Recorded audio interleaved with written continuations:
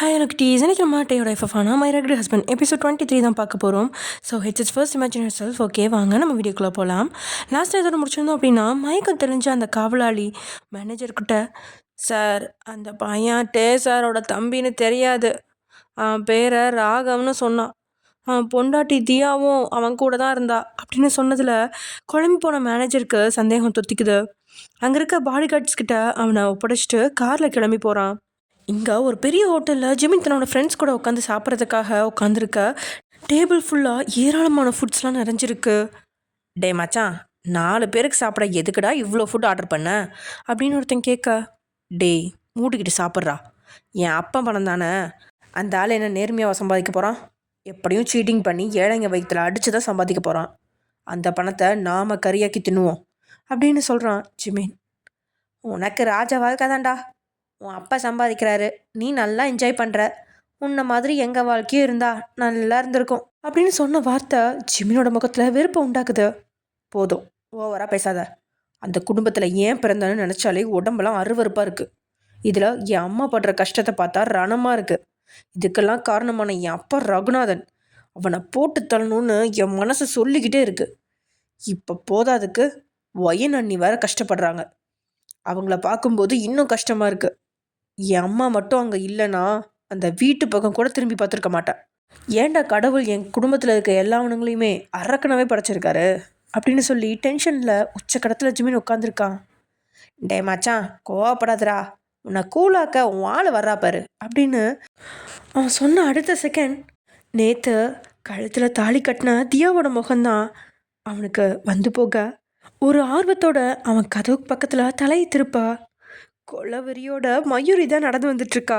அவளை பார்த்தவன் முகத்தில் ஒரு ஏமாற்றம் தெரியா அதை காட்டிக்காமல் எழுந்தவன், ஹாய் பேபி அப்படின்னு கையை அசைக்கும் போதே வந்த வேகத்தில் அவன் கன்னத்தில் பலாருன்னு ஒன்று கொடுக்கறதுக்காக கையை வாங்குறா.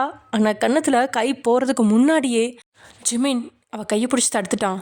இருந்தாலும் ஆத்திரத்தோட இன்னொரு கையை எடுத்து அடிக்கலான்னு பார்த்தா அந்த கையும் ஜிமின் தடுத்து பிடிச்சிட்டான். என்னடா சொல்லும், மாமனை டச் பண்ணணும்னு ஆசை வந்துருச்சா? மேலே ஒரு ரூம் புக் பண்ணியிருக்கேன், நாம் வேணா அங்கே போய் டச் பண்ணி விளையாடுவோமா அப்படின்னு அவன் கிண்டல் அடிக்கா. சரி வா அந்த ரூமுக்கு போகலாம், இன்னைக்கு நீயா நானான்னு பாத்திர வேண்டியது தான் அப்படின்னு மயூரி கொலவெறியோட கத்துனாலும் அவளோட கண்கள் கலங்கி இருக்கிறத பார்த்து ஏதோ சரியில்லை அப்படின்னு சுதாரிச்சவன், டே மச்சான் என் வருங்கால பொண்ணாட்டி என் கூட கியாமியா விளையாட தனியாக கூப்பிட்றா, நான் போய் ஒரு ரவுண்டு விளையாடிட்டு வந்துடுறேன், நீங்கள் சாப்பிட்டுட்டே இருங்க அப்படின்னு சொல்லிட்டு அங்கேருந்து நகர. டே மச்சான், அவள் கூட விளையாட போகிறதெல்லாம் சரி, ஆனால் பார்த்து பத்திரமா இருடா, அவள் கண்ட இடத்துலையும் மிதிப்பாடா அப்படின்னு அவனோட ஃப்ரெண்ட்ஸு எச்சரித்து அனுப்ப மயூரியோட கையை வழுக்கட்டாயமாக பிடிச்சி இழுத்தபடி ரிசப்ஷனுக்கு அவளை அழைச்சிட்டு போய் சுவரோட சுவராக சாட்சி நிறுத்தி அவள் கையை விட வச்சவன் முகத்தை மறைச்சிட்டு இருந்த அவளோட கூந்தலை எடுத்து முகத்துக்கு பின்னாடி விட்டு, என்னாச்சு, எதுக்கு கண்ணெல்லாம் கலங்கி போயிருக்கு, உன் ஆள் கல்யாணம் பண்ணிக்கிறேன்னு சொல்லி ஏமாற்றி பிள்ளையை கொடுத்துட்டு உன்னை கழட்டி விட்டுட்டானா, நான் வேணா உனக்கு வாழ்க்கையும் உன் பிள்ளைக்கு இனிஷியலையும் தரட்டுமா அப்படின்னு மயூரியை வெறுப்பேற்றுறான். நீ இனிஷியலும் தர வேண்டாம், இஞ்சி பூண்டு பேஸ்ட்டும் தர வேண்டாம், உன்னை மாதிரி ஒரு கேவலமானவனை நான் பார்த்ததே இல்லை, என் மனசில் ஒருத்தன் இருக்கான்னு உனக்கு தெரிஞ்சும் நீ எதுக்காக எல்லாரும் முன்னாடியும் கல்யாணத்துக்கு சம்மதம்னு சொன்ன அப்படின்னு அவள் கொதிச்சு எழுறா. எனக்கு ஒன்று பிடிச்சிருக்கு, அதனால கல்யாணத்துக்கு ஓகே சொல்லிட்டேன் அப்படின்னு ஜிமின் விளையாட்டாக சொல்லபடியே அவளோட முகத்தை பார்க்க கண்ணெல்லாம் கண்ணீர் நிரம்பிடுச்சு.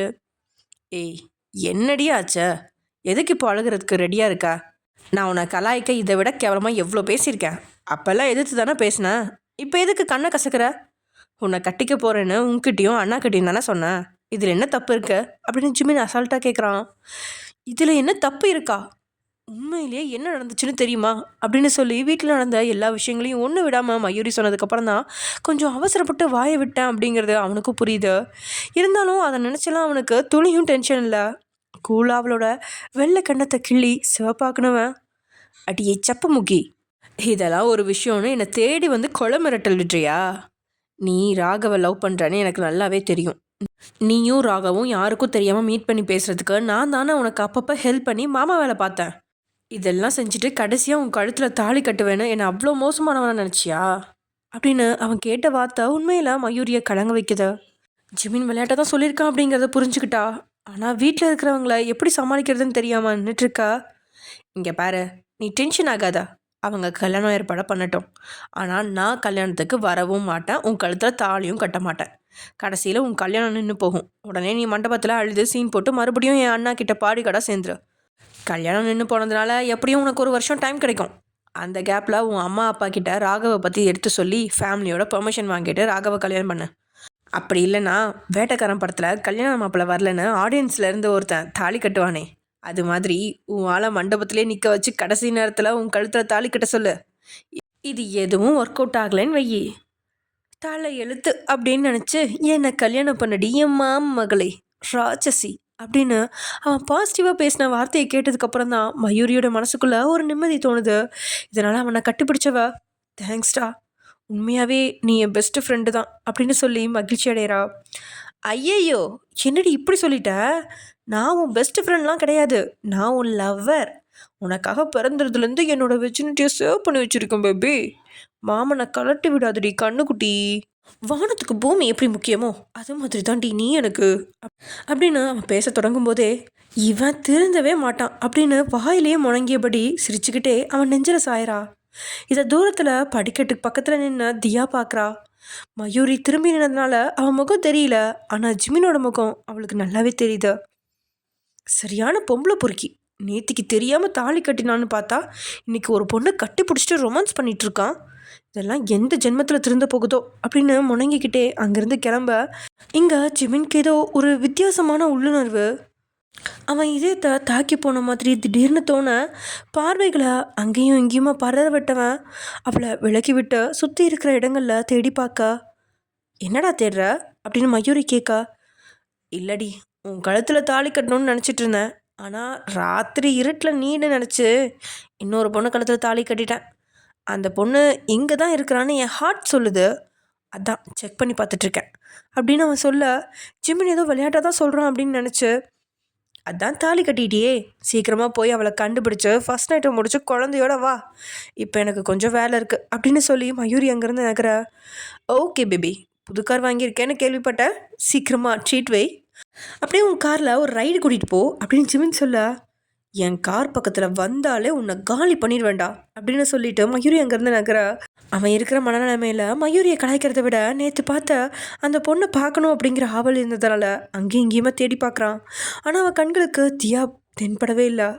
கடைசியில் தன்னோட ஃப்ரெண்ட்ஸோட உட்காந்து சாப்பாடை ருசிக்க ஆரம்பிச்சிட்றான். ஆனால் தியாவோ அதே ஹோட்டல் ரூமில் டேக்கு எதிரியான அகல்யாவை சந்திச்சு பேசிகிட்டு இருக்கா. அதே சமயம் இங்கே வீட்டில் இருக்க பொண்ணுங்களுக்கு ஒரு நேரம் கூட ஓய்வு அப்படிங்கிறதே கிடையாது.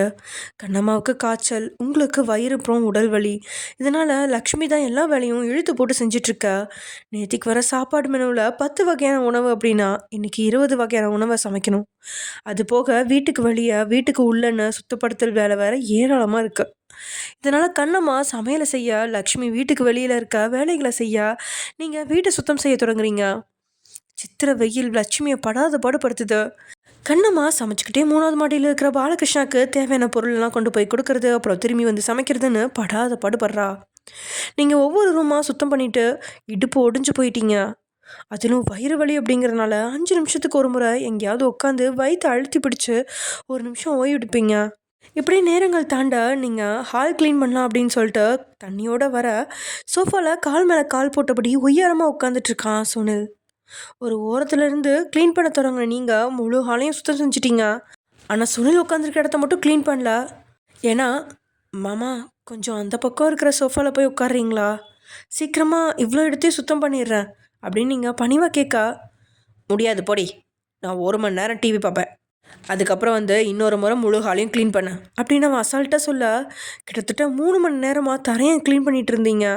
உங்ககிட்ட மறுபடியும் க்ளீன் பண்ண சொன்னால் உங்களோட மனநிலை எப்படி இருக்கும்? இதனால் நீங்கள் சுனிலோட குணம் தெரியாமல், இல்லை மாமா 5 நிமிஷத்தில் இவ்வளோ இடத்தையும் க்ளீன் பண்ணிவிடுவேன், நீங்கள் அந்த பக்கம் உட்காருங்க, அந்த பக்கம் உட்காந்தா டிவி நல்லா தெரியும் அப்படின்னு நீங்கள் பேசிகிட்டு இருக்கும்போதே உங்களோட கையில் இருந்த பக்கெட்டில் ஓங்கி ஒரு மிதிச்சிட்டான். பக்கெட் உடஞ்சி தண்ணீர் எல்லாம் தரை முழுவதுமே சிந்த நீங்கள் மொத்தமாக பயந்துட்டீங்க. என்னடி காலையில் அமைதியாக இருந்தா இப்போ அதிகாரம் பண்ணுறியா? என்னமோ நீ உன் சொந்த பணத்தில் கட்டின வீடு மாதிரி என்கிட்ட எழும்பி போக சொல்கிற. பொட்டச்சிகளுக்கு அவ்வளோ கொழுப்பு வந்துருச்சா? இதுக்கெல்லாம் உன்னை சொல்லக்கூடாது, உன்னை கட்டினவங்கிட்ட சொல்லணும் அப்படின்னு சொல்லிக்கிட்டே டே மொபைலுக்கு ஃபோன் பண்ணிட்டான். டே வேற ஃபோனை அட்டன் பண்ண அடுத்த செகண்டே, டேய், உன் மனசில் என்னடா நினச்சிக்கிட்டு இருக்க? உன் பொண்டாட்டி வீட்டுக்கு வந்து ஒரு வாரம் தான் ஆச்சு. அதுக்கு முன்னாடி என்கிட்ட ஹால்லேருந்து எழும்பி போக சொல்கிறா. இந்த வீட்டில் எனக்கு உரிமையே இல்லைன்னு நினச்சியா? இல்லை உன் பொண்டாட்டிக்கிட்ட வீட்டில் இருக்கிறவங்க கிட்ட அதிகாரம் பண்ணுன்னு சொன்னியா? இப்படியே போச்சுன்னு வச்சுக்கோ, இந்த வீட்டில் நான் இருக்க மாட்டேன். ஒரு பொட்டச்சியால் குடும்பம் உடையாம பார்த்துக்கோ அப்படின்னு சுனில் டே கிட்ட கோவப்பட, டேயோட அடுத்த ரியாக்ஷன் அப்படியே உங்கள் மேலே திரும்ப, ஃபோனை ஒயன்கிட்ட கொடுங்க அப்படின்னு சொன்ன அடுத்த செகண்ட் மொபைலை உங்கள் பக்கம் அவன் நீட்ட, இங்கே உங்களுக்கு கையெல்லாம் உதறி போயிடுச்சு. இருந்தாலும் பயத்தோடைய ஃபோனை வாங்கி காதில் வச்ச நீங்கள் ஹலோ அப்படின்னு சொல்ல, என்னடி ஓவர் எகத்தாளமா? ஆம்பளைங்க கிட்ட பணிஞ்சு போகிறத விட்டுட்டு எதுக்குடி ஓவராக துள்ளுற அப்படின்னு அவன் தொடங்கும் போதே, இல்லைங்க, நான் எந்த தப்பு பண்ணலை, என்ன நடந்துச்சுன்னா அப்படின்னு நீங்கள் உங்கள் பக்கம் நியாயத்தை பேச தொடங்க. ஒரு வார்த்தை எக்ஸ்ட்ரா பேசினா வீட்டுக்கு வந்து உதட்ட கடிச்சு விட்டுருவேன் அப்படின்னு சொல்லி அவங்களோட பேச்சுக்கு தடுப்பு சுவர் உருவாக்கிட்டான். இதனால் பேசாமல் நீங்கள் அப்படியே அமைதி காக்க, இன்னொரு முறை என் அப்பா உன்னை பற்றி கம்ப்ளைண்ட் பண்ணாருன்னு வச்சுக்கோ, நடக்கிறதே வேற. நேற்று நைட்டு நீ அனுபவிச்சதை விட இன்னும் அதிகமாக அனுபவிப்ப. ஒழுங்காக மூட்டிக்கிட்டு அட்டக்க ஒட்டுக்கமாக இரு அப்படின்னு சொல்லிட்டு காலை கட் பண்ணிடுறான். தான் பக்கம் இருக்கிற நியாயத்தை கேட்காம திட்டானே அப்படின்னு வேதனையாக இருக்குது உங்களுக்கு. இதனால் கண்ணீரும் வெளிப்படையாக வர அதை வேகமாக தொடச்சிட்டு மொபைலை சுனில்கிட்ட நீட்டுறா. அங்கே இருக்கிற ஒரு டிஷ்யூ பேப்பர் எடுத்து மொபைலை உங்கள் கையிலேருந்து வாங்கி அதை அவன் சுத்தம் செஞ்சு தன்னோட பேக்கெட்டில் போட்டு டிஷ்யூ பேப்பரை உங்கள் மேலேயே வீசி எறிஞ்சிட்டு அவன் போகிறான். அவனோட செயலை பார்க்கும்போது நீங்கள் ஏதோ தீண்டத்தகாதவள் அப்படிங்கிற மாதிரி தான் தோணுது. இதை தாண்டி டே உங்களுக்கு பேசக்கூட சந்தர்ப்பம் கொடுக்காம திட்டினது மனசுக்கு வேதனையாக இருக்கா? அங்கேயே நீங்கள் நின்றுட்டுருக்கா, தரையில் முழுசுமே அழுக்கு தண்ணியாக இருக்குது. அதுக்கிடையே நீங்கள் நிற்கிறத பார்த்தபடி வந்த கண்ணம்மாவுக்கு ஏதோ சம்பவம் நடந்திருக்கு அப்படின்னு புரிஞ்சிருச்சு.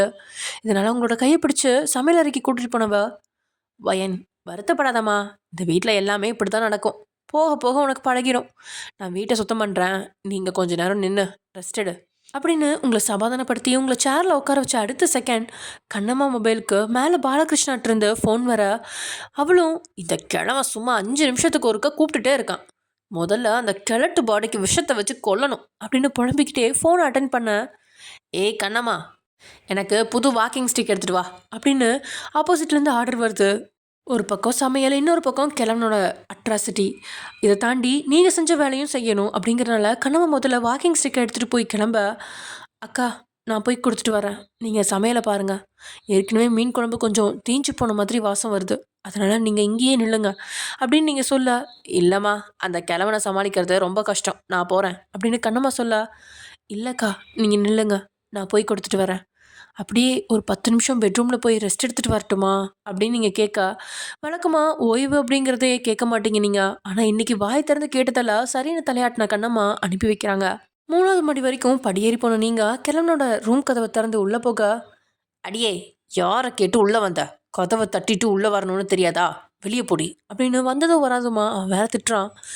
தாத்தா வாக்கிங் ஸ்டிக் கேட்டிங்களே அதான் கொண்டு வந்தேன் அப்படின்னு சொல்ல, அப்படியே வாக்கிங் ஸ்டிக்கை பார்த்தவன், இந்த கலர் எனக்கு வேணாம், போய் வேறு கலர் எடுத்துகிட்டு வா அப்படின்னு அனுப்பி வைக்க, மறுபடியும் கீழே இறங்கி வந்து ஸ்டோர் ரூம்லேருந்து இன்னொரு கலர் எடுத்துகிட்டு வர, அதையும் வேண்டாம் அப்படின்னு அவன் அனுப்ப, கடைசியில் 4-5 வாக்கிங் ஸ்டிக்கை ஒன்றா நீங்கள் சேர்த்து கொண்டுட்டு போக அதுலேருந்து ஒன்று எடுத்தான்.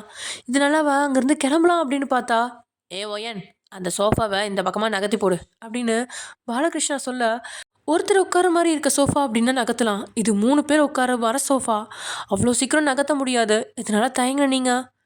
இல்லை தாத்தா, இதை என்னால் அசைக்க முடியாது, நான் வேணா பாடி கார்ட்ஸை வர சொல்லட்டுமா அப்படின்னு தயங்கபடியே கேட்க, அப்படியே கொடூரமாக நோட்டமிட்டவன், என்ன சொன்ன, ஆம்பளை பசங்களை வேலை வாங்க போறியா, இந்த சோஃபாவை கண்ணுமாவே நகர்த்து போடுவா, உன்னால் நகர்த்த முடியாதுன்னு சொல்கிற, இதுக்கு தான் ஒழுங்காக சாப்பிட்ணுன்னு சொல்கிறது, உன்னோட அம்மாவும் அப்பாவும் உன்னை திங்க கொடுக்காமையே வளர்த்தாங்களோ, இல்லைனா நீ ஒல்லியாக இருந்தால் தான் பேசன்னு சொல்லி தின்னாம கிடந்தியா அப்படின்னு பாலகிருஷ்ணா திட்ட தொடங்க, நமக்காக எதுக்கு நம்ம குடும்பத்தையும் சேர்த்து திட்டுறாரு அப்படின்னு தெரியாமல் எதுவுமே பேசாமல் சோஃபா முடிஞ்ச அளவுக்கு முயற்சி பண்ணி படாத பாடுபட்டு நகர்த்தி போடுறீங்க. உடம்பை எக்கி பிடிச்சு மூச்சை இழுத்து சோஃபாவை நகர்த்ததுனால வயிறு இன்னும் நல்லா வலிக்க ஆரம்பிச்சிருச்சு.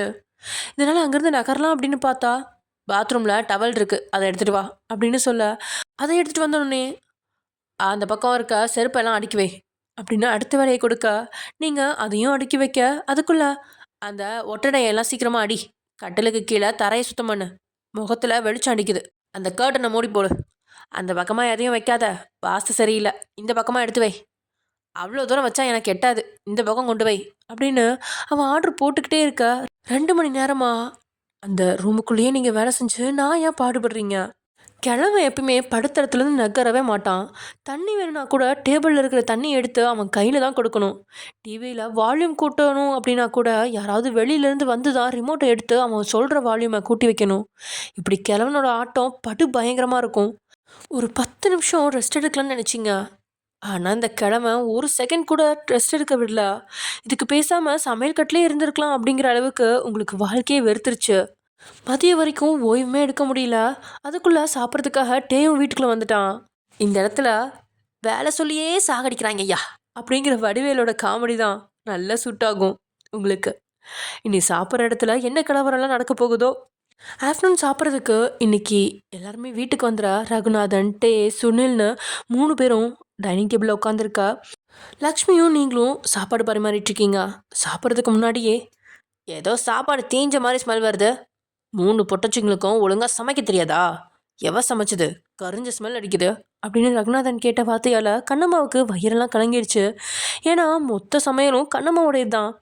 பொதுவாக நல்லா தான் சமைப்பா. ஆனால் இன்னைக்கு கிழமை 5 நிமிஷத்துக்கு ஒரு முறை மேலே கூப்பிட்டதுனால சமையல் வேலையும் பார்த்து மேலேயும் போய் வந்ததில் மீன் குழம்பு கருகி போயிடுச்சு. அது எப்படியோ சமாளிக்கிற விதமாக அதில் மசாலா எல்லாம் போட்டு வச்சிருக்கா. இருந்தாலும் சரியாக கணிச்சிட்டான். இன்னைக்கு என்னெல்லாம் சொல்லி திட்டுவானோ அப்படின்னு அவள் இப்பயே பயந்து நிற்கிறா. அந்த நேரத்தில் சாப்பாடு கொண்டு வர சொல்லி கண்ணம்மாவுக்கு பாலகிருஷ்ணா ஃபோன் பண்ண கையில் சாப்பாடோட கண்ணம்மா அங்கேருந்து கிளம்பா. மீன் குழம்பு எடுத்து வச்சு சாப்பிட்ட நம்மட்டே அஷ்டக்கொணலாம் முகத்தை சொல்லிக்கிறான். என்னதான் அவன் மசாலா எக்ஸ்ட்ராவாக போட்டாலும் மீன் குழம்பு வாயில் வைக்கிறதுக்கு முன்னாடியே கருக்கி போன வாசம் மூக்கு குழலில் வந்து ஏறுது. அதோட கண்ணம்மா தான் சமைச்சா அப்படிங்கிறது உணவோட சுவையிலேருந்தே புரிஞ்சுக்கிட்டவன் உங்களை பார்த்து, இது நீயா சமைச்சா அப்படின்னு உங்கள் வாயிலேருந்து உண்மையை வர வைக்க கேட்குறான். உங்களுக்கு கண்ணம்மாவை மாட்டி விட பயமாக இருக்கு. என்ன சொல்கிறதுன்னு தெரியாமல் லக்ஷ்மியை பார்க்க லக்ஷ்மி ஆரம்பத்துலேயே உண்மையை சொல்ல சொல்லி கண் காட்ட நீங்கள் தயங்கிக்கிட்டே நிற்கும்போது, என்னடா அவகிட்ட கேள்வி கேட்குற? சாப்பாடை வாயிலே வைக்க முடியல, கேவலமாக இருக்குது, எப்படியும் உன் பொண்டாட்டி தான் சமைச்சிருப்பா அப்படின்னு சுனில் சொல்கிறான். ஆக்சுவலி இவ்வளோ நேரம் சுனில் சாப்பாடை வாயிலே வைக்கல. ஆனால் கூட உங்கள் மேலே பழி சொல்கிறான். ஆனால் இன்னைக்கு அதிசயமாக டேயோ மீன் குழம்பு நல்லா இருக்கு அப்படின்னு சொன்னபடி பாத்திரத்துல இருந்த மொத்த மீன் குழம்பையும் அவனோட தட்டில் ஊற்றி சாப்பிட ஆரம்பிச்சிட்டான். உங்களை புகழ்ந்து பேசின மகனோட வார்த்தையை கேட்டு உதட்ட சுளிக்கிறான் சுனில். ரகுநாதனும் அது போல தான் அருவருப்பாக பார்க்குறான். ஆனால் உங்களுக்கு தான் டேயோட இந்த பாராட்டுக்கு பின்னாடி ஆப்பு இருக்குமோ அப்படின்னு இப்போலேருந்தே பயம் ஆரம்பிச்சிருச்சு. டேயே கருகி போன மீன் குழம்பு சாப்பிட்டதால மற்ற யார் தட்டிலும் அது போகல. அதனால யாரும் குறை சொல்ல முடியல. வேகமாக சாப்பிட்டு முடிச்ச கையை கழுவிட்டு, உங்களோட ட்ரெஸ்ஸில் துடைச்சவன் சாப்பிட்டுட்டு மாடிக்கு வா அப்படின்னு சொல்லிட்டு போக உங்களுக்கு பயத்தில் கை காலெல்லாம் உதற ஆரம்பிச்சிருச்சு. முகெல்லாம் வாடி போய் அவனையே பார்த்துட்டு இருக்கும்போது, ஏய் சாப்பிடு அப்படின்னு ரகுநாதன் குரல் கொடுக்குறான். டே சாப்பிட்டு சாப்பாடு தட்டை எடுத்துகிட்டு உட்காந்துட்டீங்க. ஆனால் பாத்திரத்தை பார்க்கும்போதே குமட்ட ஆரம்பிச்சிருச்சு. ஏன்னா டே முதல் நாள் மட்டும்தான் அதிகமாக நான்வெஜ் வச்சு சாப்பிட்டான். அடுத்த நாட்களில் உங்களுக்கு பிடிக்காது அப்படிங்கிறனால நான்வெஜ் கம்மியாக தான் சாப்பிட்டான். மிச்சமே வைக்க மாட்டான். தட்டு அவ்வளோ சுத்தமாக இருக்கும். ஆனால் இன்றைக்கி தட்டில் மீனை முழுசுமாக அவன் சாப்பிட்டு இருந்தாலும் குழம்பு அங்கங்கே சிதறி கிடக்க அதை பார்க்கும்போதே குமட்ட ஆரம்பிச்சிருச்சு. முடிஞ்ச அளவுக்கு சமாளிச்சுட்டு சாப்பாட்டை அப்படியே 2 வாய் சாப்பிட்றதுக்கு முன்னாடியே வாமிட் வெளியே வர ஆரம்பிக்கா. அங்கேருந்து எழுந்து ஓட பார்க்கும்போது உங்களோட சேலை நுனையில் மிதிச்சு தடுமாறி கீழே பட்டாருன்னு விழுந்துட்டீங்க. அதோடு விழுந்த வேகத்தில் வாமிட்டும் உங்களை மீறி வெளியே வந்துடுச்சு. உங்களை பார்த்து லக்ஷ்மி பதறி போய் அவங்க பக்கத்தில் வந்து முதுகில் தடவி கொடுக்க ரகுநாதனும் தான் முன்னாடி இருந்த சாப்பாடு தட்டை தூக்கி சவுத்தில் வீசிட்டு, ஒழுங்காக சாப்பிட விடுறீங்களா சனியை, வாந்தி எடுக்க வேற இடமே கிடைக்கல போல, இந்த வீட்டில் சாப்பிட வந்தது ஏன் தப்பு அப்படின்னு கத்திக்கிட்டே வெளியே போக சுனிலும் அதுலேருந்து ஒரு படி மேலே போய் இருந்த மொத்த சாப்பாட்டையும் கையால் தட்டி கீழே சிதற வெட்டினவன். இதுக்கு தான் பட்டிக்காட்டு பொண்ணை வீட்டுக்கு கொண்டு வரக்கூடாதுன்னு சொல்கிறது. டேபிள் மேனஸும் இல்லை, டீசென்ட்டும் இல்லை அப்படின்னு கத்திட்டு இருக்கும்போதே அவங்களோட சத்தம் கேட்டு டே உள்ளே வர்றான். இதனால அப்படியே அமைதியானவன், பாரு டே உன் பொண்டாட்டி பண்ணுற வேலையை, இவ இப்படி வாந்தி எடுக்கிறத பார்த்தா அப்பாவுக்கு சாப்பிட மனசு வருமா? ஏற்கனவே நான் ஒரு டயபெட்டிக் பேஷண்ட், இனி வேறு வழி இல்லை, நான் ஹோட்டலுக்கே போய் சாப்பிட்டுக்கிறேன் அப்படின்னு போலியோ முகத்தை தொங்க போட்டுக்கிட்டு அங்கேருந்து கிளம்பிட்டான். அப்படி கிளம்புறதுக்கு முன்னாடி கீழே கிடந்த சாப்பாட்டில் காலை வச்சு மிதிச்சும் விட்டான். லக்ஷ்மியும் உங்களோட முதுகில் தடவி விட்டபடியே, ஒன்றும் இல்லை வயன், பயப்படாத, நான் உன் பக்கத்தில் தான் இருக்கேன் அப்படின்னு சொல்லி உங்களை சமாதானப்படுத்திட்டு இருக்கும்போது பக்கத்தில் வந்துட்டே உங்களை பிடிச்சி எழுப்பி விட்டு, லக்ஷ்மி அம்மா நீங்கள் இந்த இடத்த க்ளீன் பண்ணிவிட்டு சாப்பிடுங்க, நான் வயனை பார்த்துக்கிறேன் அப்படின்னு சொல்லிட்டு அவன் உங்களை கூட்டிகிட்டு போகிறான். லக்ஷ்மிக்கு பயம் ஆரம்பிச்சிருச்சு. எப்படியாவது அவங்கள தடுக்கணும் அப்படின்ற எண்ணத்தில், அவள் இன்னும் சாப்பிட்லப்பா, நான் அவளுக்கு சாப்பாடு கொடுத்து 10 நிமிஷத்தில் அனுப்பி வைக்கட்டுமா அப்படின்னு சொல்ல, அதெல்லாம் வேண்டாம், ரூமில் வேறு சாப்பாடு இருக்குது, அதை நான் கொடுத்து அவளை பார்த்துக்கிறேன், நீங்கள் சாப்பிடுங்க அப்படின்னு சொல்லி உங்களை அங்கேருந்து பெட்ரூம் கழிச்சிட்டு போகிறான். உங்களை நினச்சாலே பாவமாக இருக்கு. இங்கே ரகுநாதனாவது அவன் திட்ட மட்டும் தான் தட்டி விட்டான். ஆனால் சுனிலெல்லாம் மொத்த சாப்பாட்டையும் கையால் கிண்டி தரையில் சிந்தி மிதித்து சாப்பாட்டையும் நாசப்படுத்திட்டான். இப்போ வீட்டில் இருக்க பொண்ணுங்களுக்கு சாப்பிட சாப்பாடு கூட இல்லை அப்படிங்கிற நிலைமையை உருவாக்கிட்டான். ஏன்னா சமைச்ச மொத்த சாப்பாட்டையும் அவங்க டைனிங் டேபிளில் தான் வைப்பாங்க. நேரம் வேறு மதியம் 1:30 ஆயிடுச்சு. இனி மறுபடியும் சமைச்சு சாப்பிட்றோம் அப்படின்னா மற்ற வேலையெல்லாம் ஓடாது அப்படிங்கிறனால கொஞ்சம் ஸ்நாக்ஸையும் டீயும் போட்டு கண்ணம்மாவும் லக்ஷ்மியும் சமாளிச்சுட்டு அடுத்த வேலையை ஆரம்பிக்கிறாங்க. இந்த பக்கம் மயூரி அவனோட அப்பாவையும் அம்மாவையும் ஏர்போர்ட்டில் ஏற்றி விட்டுறதுக்காக வர்றா. அப்போது அவங்களாம் ஏமா எங்ககிட்ட பேச மாட்டேங்கிற அப்படின்ற மாதிரி பேசியே எமோஷனல் பிளாக்மெயில் பண்ணி மயூரியை கடுப்பேற்றிட்டு இருக்கா. அங்கே ஜிமின் வர்றான். ஜிமின் வந்து எப்படியோ எதோ பேசி அவங்களோட மனசை மாற்றி அவங்கள ஏர்போர்ட்டில் அனுப்பி வைக்க, ஓய் மேடம் பாப்பா, உங்கள் அம்மா அப்பா தனியாக போகிறாங்க, அவங்க பின்னாடியே போய் இப்போவாது உன் லவ்வை பற்றி 4 வார்த்தை சொல்லி வை, அப்போ தான் நாளைக்கு முன்ன பின்ன ஃப்யூச்சரில் கல்யாணத்துக்கு ஒத்துப்பாங்க, இல்லைனா கடைசியில் நீ இந்த மாமனை தான் கட்டிக்க வேண்டியிருக்கும்.